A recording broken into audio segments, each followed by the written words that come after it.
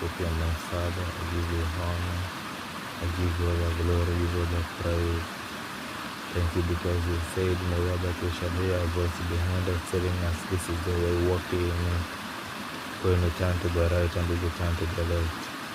I bless you, Father, for everything that you are doing in and through our lives. Thank you for the ministry of your angels. Thank you for the ministry of the Holy Spirit. Thank you for the transformations that are taking place in our lives.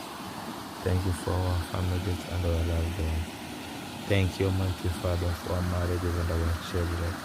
Thank you, Almighty Father, for our careers. Thank you for your blessings. Thank you for your multiplication and your increase. Thank you for your glory upon our lives. Thank you, Father, for everything that you're doing in and through us. We worship you, Father, because you're an awesome God, loving, caring Master. We adore you.